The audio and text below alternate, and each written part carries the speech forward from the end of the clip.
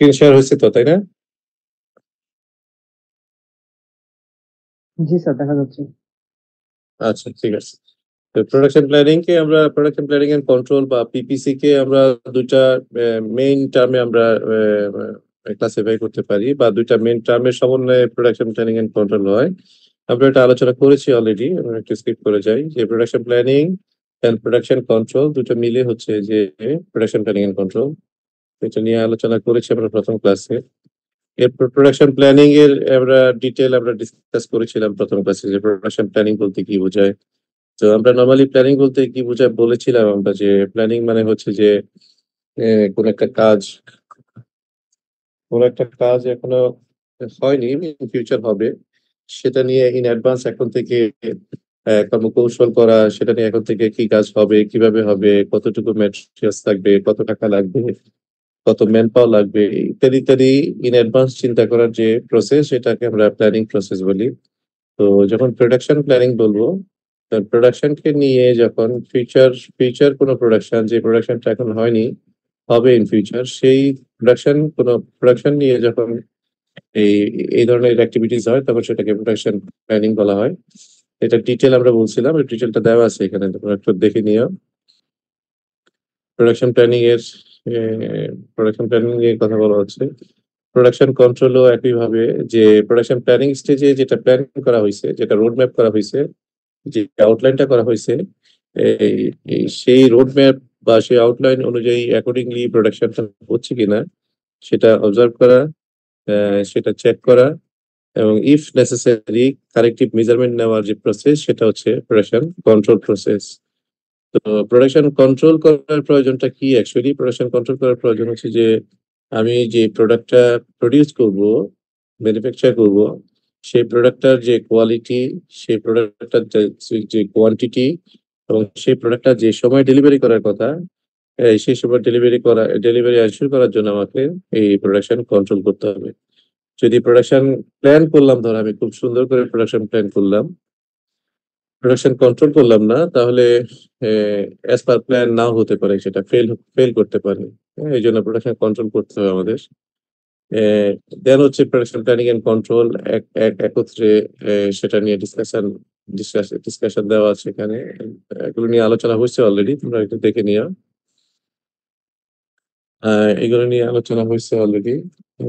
এটা মনে হয় পার্ট এতে, যে টিচার পড়ায় তোমাদের, উনি আলোচনা করেছেন যে elements of production planning and control. Production planning and কন্ট্রোলের 8টা 9টা এলিমেন্টস আছে। সেই এলিমেন্টস গুলোকে আমরা যদি দুটো ভাগে ভাগ করি, দেখো যে প্রোডাকশন প্ল্যানিং এন্ড কন্ট্রোলকে আমরা কিছুক্ষণ আগেই বলছিলাম যে প্রোডাকশন প্ল্যানিং একটা টার্ম, প্রোডাকশন কন্ট্রোল একটা টার্ম। এটাকে যদি শর্ট করে দেখি, প্রোডাকশন প্ল্যানিং মানে কি?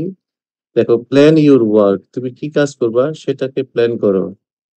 আর প্রোডাকশন কন্ট্রোল হচ্ছে যে ওয়ার্ক ইউর প্ল্যান, যে প্ল্যানটা করছো তুমি সেটা ইমপ্লিমেন্টেশন করো। তো সরাসরি প্রোডাকশন প্ল্যানিং এন্ড কন্ট্রোলের আন্ডারেই হচ্ছে এই 1টা 2টা 3টা 4টা 5টা 6টা 7টা 8টা। আর একটু স্পেসিফিক্যালি যদি আমরা সেটাকে ক্লাসিফাই করি, তাহলে প্রোডাকশন প্ল্যানিং এর আন্ডারে 4টা, আর প্রোডাকশন কন্ট্রোলের আন্ডারে এই 4টা। এগুলো হচ্ছে প্রোডাকশন প্ল্যানিং এন্ড কন্ট্রোলের এলিমেন্টস। এটা পার্ট এ তে থাকবে। আচ্ছা, আজকের আমাদের যে এনিওয়ে, এটা এই স্লাইডটা দেখানোর উদ্দেশ্য হচ্ছে যে এখান থেকে কাজের Recording in সিকোয়েন্স করে নিলাম, progress. কাজের যে সময়, কত সময় লাগবে সেটাও ঠিক করে নিলাম। এরপর হচ্ছে ওই কাজ করতে কি কি লাগবে সেটাও অ্যাসাইন করে দিলাম। এই যে প্রসেস, এই প্রসেসটা হচ্ছে শিডিউলিং প্রসেস। তো টার্গেটটা কি, কেন করব আমরা শিডিউলিং? এই যে শেষে বলা আছে to meet production goals efficiently. Production goal কি? আমরা লাস্ট ক্লাসে বলছিলাম যে প্রোডাকশন গোল কি। প্রোডাকশনের গোল, প্রথম গোল হচ্ছে যে প্রোডাকশন কোয়ান্টিটি যা ছিল সেই কোয়ান্টিটি প্রডিউস করা। সেকেন্ড গোল হচ্ছে যে প্রোডাকশনের যে টাইম দেওয়া ছিল, লিড টাইম দেওয়া ছিল, ম্যানুফ্যাকচারিং টাইম দেওয়া ছিল, বা প্রোডাকশন প্রসেস সাইকেল টাইম দেওয়া ছিল, সেই টাইমের মধ্যে প্রডিউস করা। আর থার্ড যেটা মেন যে টার্গেট বা গোল, সেটা হচ্ছে যে ওই প্রোডাক্টটার যে কোয়ালিটি দেওয়া ছিল, সেই কোয়ালিটি এনশিওর করে প্রোডাকশন করা হচ্ছে প্রোডাকশনের গোল। তাহলে এই যে প্রোডাকশনের গোল ইফিশিয়েন্টলি অ্যাচিভ করার জন্য আমরা প্রসেসগুলো সিকোয়েন্স করে নেওয়া, প্রসেসগুলোর একটা টাইম এস্টিমেট করে নেওয়া এবং সেই প্রসেসগুলোর জন্য রিকোয়ার্ড রিসোর্স অ্যালোকেট করে দেওয়ার যে প্রসেসটা সেটা হচ্ছে শিডিউলিং প্রসেস। ওকে, শিডিউলিং প্রসেস। এবার হচ্ছে অবজেক্টিভস অফ শিডিউলিং। শিডিউলিং করার বা স্কেজুলিং করার উদ্দেশ্য কি, অবজেক্টিভস কি? তো অবজেক্টিভস গুলো হচ্ছে যে মিটিং দ্য কাস্টমার ডিমান্ড, কাস্টমারের যে ডিমান্ড সেই কাস্টমারের ডিমান্ড মিট করা হচ্ছে একটা অবজেক্টিভ। তো কি কাস্টমারের ডিমান্ড কি? কাস্টমারের অনেক ধরনের ডিমান্ড আছে, কিছুক্ষণ আগে যেটা বললাম সেটা হচ্ছে যে অন টাইম ডেলিভারি দেওয়া, তারপর রাইট কোয়ান্টিটিতে প্রডিউস করা, রাইট কোয়ালিটিতে প্রডিউস করা, হ্যাঁ, কস্টটা মিনিমাইজ করা, কোনো ধরনের ড্যামেজ যেন না হয় সেটা, সেটাও একটা কাস্টমারের ডিমান্ড। কোনো ধরনের ডিলের যেন না হয় সেটা কাস্টমারের ডিমান্ড। তাহলে প্রথম আমরা ইন জেনারেল প্রথম এই অবজেক্টিভসটাই বলতে পারি যে মিটিং দ্য কাস্টমার ডিমান্ড, এটা একটা অবজেক্টিভস। এরপর হচ্ছে ম্যাক্সিমাইজিং রিসোর্স ইউটিলাইজেশন। আমরা যদি এই স্কেজুলিংটা না করি, দ্যাট মিনস স্কেজুলিং এর আমরা বা শিডিউলিং এর আমরা ডেফিনেশন থেকে দেখলাম যে প্রসেসগুলো সিকোয়েন্সের পাশাপাশি প্রসেসগুলোর ইন্ডিভিজুয়াল প্রসেসগুলোর জন্য রিকোয়ার্ড যে ম্যাটেরিয়াল, রিকোয়ার্ড যে রিসোর্স, নট অনলি ম্যাটেরিয়াল, সেটা মেশিনও হতে পারে, রিসোর্স বলতে মেশিনও হতে পারে, ম্যাটেরিয়ালও হতে পারে, ম্যান পাওয়ারও হতে পারে। আমি যদি কোনো প্রসেসে অনেক বেশি রিসোর্স দিয়ে দেই, আবার কোনো প্রসেসে যদি আমি কম রিসোর্স দিয়ে দেই, তাহলে প্রোডাকশনটা আমার এফিসিয়েন্টলি হবে না। কোনো জায়গায় আমার ওয়েস্টেজ হবে, কোনো জায়গায় আমার ডিফিসিয়েন্সি দেখা দিবে। এই জন্য শিডিউলিং এর একটা আরেকটা বড় অবজেক্টিভ হচ্ছে ম্যাক্সিমাইজিং দ্য রিসোর্স ইউটিলাইজেশন। আমার যে রিসোর্স অ্যাভেলেবল সেই অ্যাভেলেবল রিসোর্সকে যেন আমি ম্যাক্সিমাম ইউটিলাইজ করতে পারি, সেটার একটা উদ্দেশ্য হচ্ছে এই শিডিউলিং এর উদ্দেশ্য। তারপর হচ্ছে মিনিমাইজিং প্রোডাকশন টাইম। আমি যদি প্রোডাকশনের যে প্রসেসগুলো, সে প্রসেসগুলো যদি আমি অর্ডারলি ম্যানারে আমি সাজাতে পারি, সিকোয়েন্সিয়ালি যদি আমি কাজ করতে পারি এবং এই সেই প্রসেসগুলোর জন্য যে ম্যাটেরিয়াল, সেই ম্যাটেরিয়ালটা যদি আমি প্রপারলি ফিট দিতে পারি, কোনো জায়গাতে যদি ডিলে না হয়, তাহলে আমার প্রোডাকশন টাইমটা কমে যাবে। এটা শিডিউলিং এর মাধ্যমে আমরা করতে পারি। দেখো এখানে বলছি আমরা scheduling seeks to reduce the time required to complete production tasks and processes. By sequencing activities in the most efficient order, minimizing setup times, and avoiding bottlenecks, scheduling helps streamline production and increase throughput.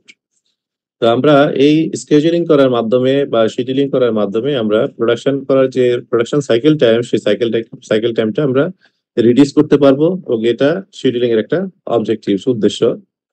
Balancing workload, balancing workload যে resource এবং যে resource এবং প্রসেসের মধ্যে অথবা process to প্রসেসের মধ্যে workload balance করা যায় এই শিডিউলিং এর মাধ্যমে। এটাও শিডিউলিং এর একটা অবজেক্টিভস।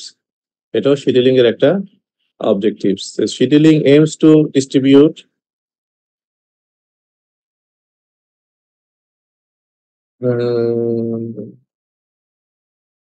ও 100।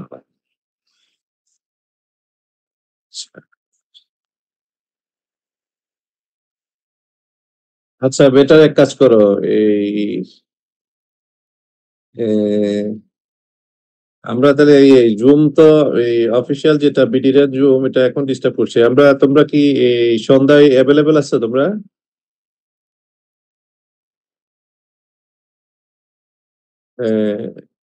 প্রতি ডিপার্টমেন্টের সিআর বলো। নিলে ভালো হয়, ওই যে বুদ্ধ পূর্ণিমা আছে তো, অনেকে তো মানে বৌদ্ধ ধর্মের আছে, ওদের একটু সুবিধা হইতো আর কি। কখন নিলে? যদি আজকে সন্ধ্যায় না নিয়ে অন্য টাইমে নেন স্যার। আচ্ছা, ওদের বুদ্ধ পূর্ণিমা কি সন্ধ্যায় না প্রোগ্রাম আছে? মানে সারাদিনই তো প্রোগ্রাম থাকে ওদের, না আজকে না করলে ভালো হয়। আচ্ছা আগামীকাল বা যে কোনো সময়। আচ্ছা। উম আচ্ছা ঠিক আছে তাহলে, আজকে যেহেতু ধর্মীয় প্রোগ্রাম, আজকে থাক। তাহলে আগামীকাল ক্লাস নিয়ে নিব না আমি। আগামীকাল হতে অন্য ক্লাস রেখো না, একটু লম্বা ক্লাস নিব কালকে সন্ধ্যায়। সন্ধ্যায় বলতে 8টায়, ঠিক আছে? Okay sir. হ্যাঁ ঠিক আছে, ওকে। আসসালামু আলাইকুম স্যার।